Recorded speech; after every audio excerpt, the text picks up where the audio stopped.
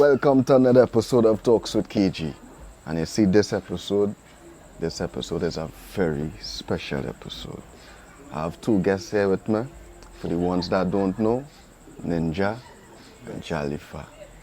You know, two artists that are highly rated. You know, two artists that I've been seeing for a few years well.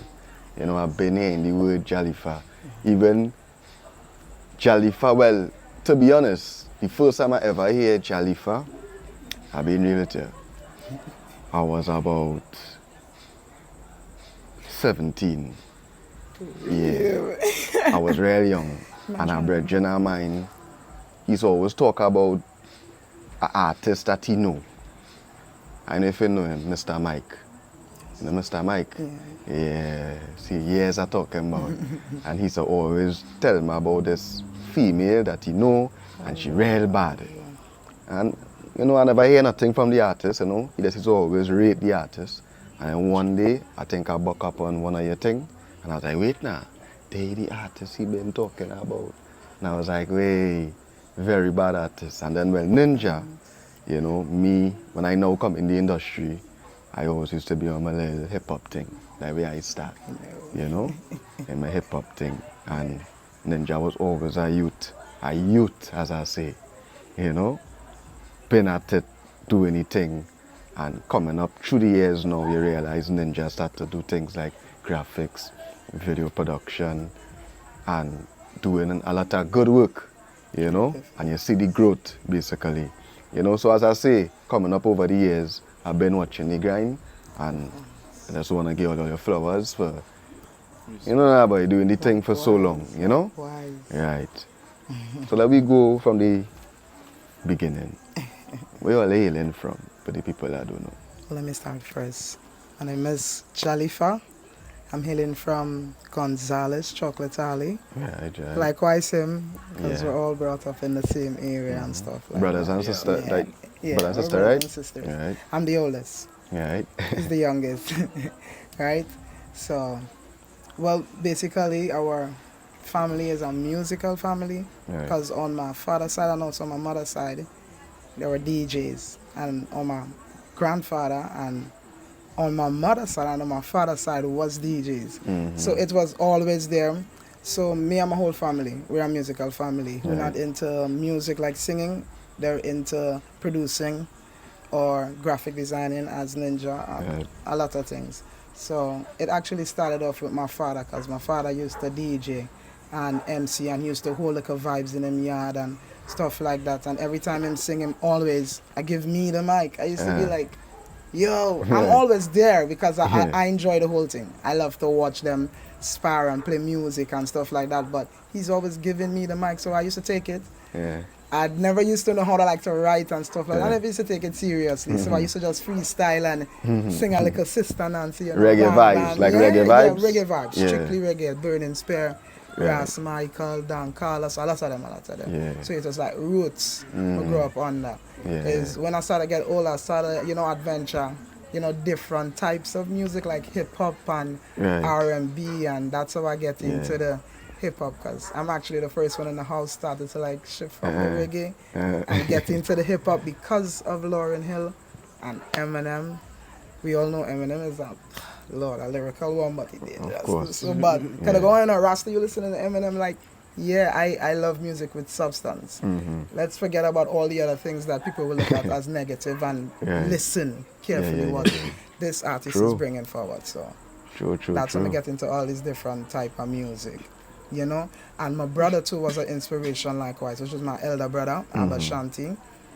He always wanted to do music as a profession. He's a great writer, you know, big up Eman, Leo, Paul, and everyone, you know, that played a part in helping this growth to where it is here now, you know. So I have to big up Albert Shanti, because he's the one inspired me a lot, you know, that wanted to take this on as a profession, you know. So him is the one who teach I for pen and how to go about deal with the thing in a fundamental way, because there's a principle behind the whole thing, a discipline to how to go about the whole thing. And that's how it started, you know, from the age of 15 to now, you know.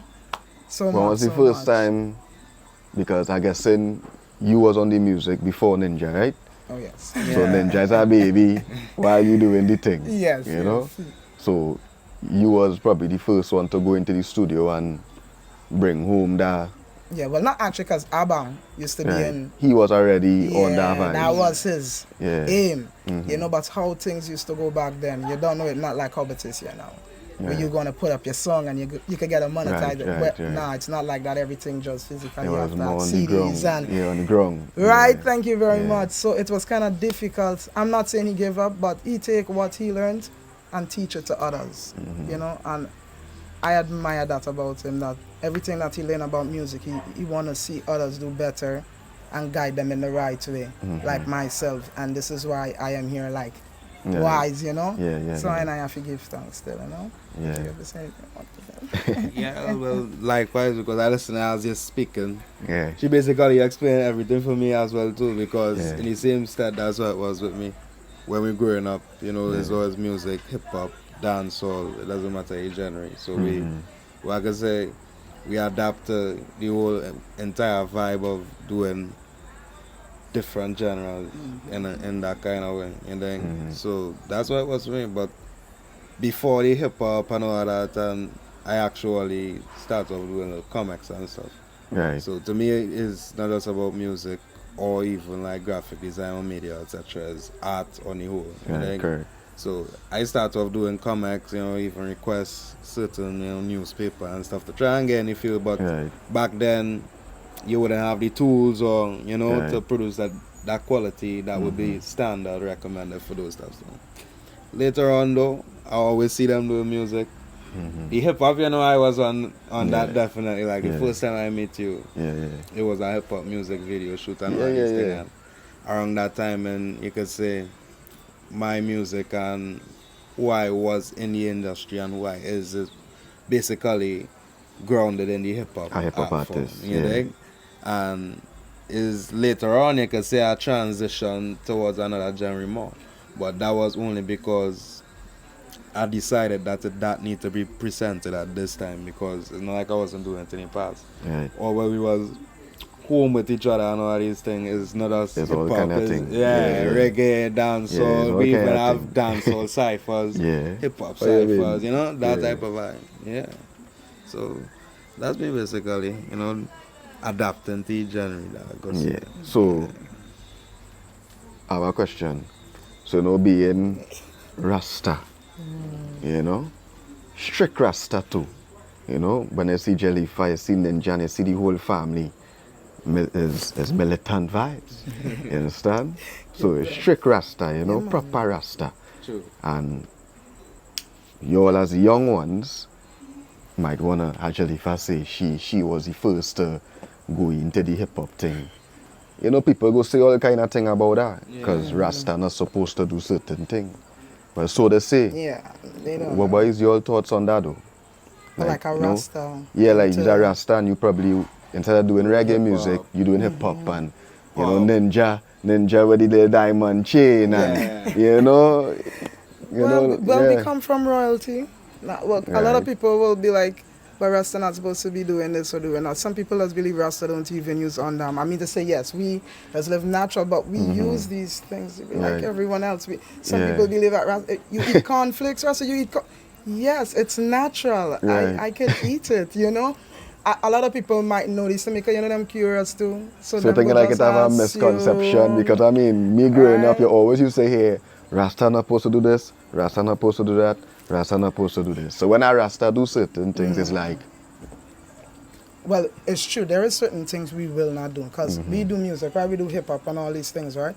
But you wouldn't hear us using up scenes and stuff like that. You wouldn't see us portraying any kind of a nudity. We keep it on a positive level, because everything have a positive. And to me, that is what hip-hop is about. That art form itself, it's kind of similar to reggae, because it's a voice for social issues. It's a voice for us as a people. And not just black people, but for everyone, because everyone is facing that struggle. And that is what, you know, gravitate me towards hip-hop, because of the similarities, like reggae music, you know, because it speaks of the struggle. It speaks of righteousness and speaking in love. It might not come across like how we might bring it within the reggae. Raw, scriptically, like that, but you're hearing there is a conscious vibration flowing within it. So that is what gravitates I towards it. You know, because I listen to Eminem, but I will look for an Eminem track that's soothing to me. Yeah. I don't want to hear him. The any Eminem. Right, exactly. Because he's a genius, man. I know he has tracks, you know, that you might hear a little obscene there, but I'm more focused on the message he's trying to bring across. Besides his little anger, because you're expressing yourself too. Yeah. So I listen to hip hop. I listen to R&B. Somebody might hear me listen to rock and they're like, "What are you doing?" But if you really go back and listen to the lyrics, it have a story. Exactly. It right? have body. And it's there where I dive in. You know, I don't want to go on that side and you hear it. Listen to some kind of sexy red. Sexy red, big of yourself. All the female have to do the thing, but you ain't go and see Jalifa they are pump and nah. You know them thing. I love so MC. If an artist like Sexy Red or artist like Sexy Red, right, want a collaboration with Jalifa, you will do it? Yes, I don't make Sexy Red no, but you's a queen. When we do this thing real shit, then we'll go. We don't need to show all that. Just come natural, bring the talent, bring the fire, and boom. Yeah, but it had to be positive, or it could be. Nah, it has to be positive, because that's what Jalifa rally on. Positive energy. Yeah. High frequency. You're not on that. No, we be independent and doing that twerking. Nah. Yeah, okay, true. yeah, man. Yeah, man, they don't know. Well, we just take a little break and we'll come back. Boop.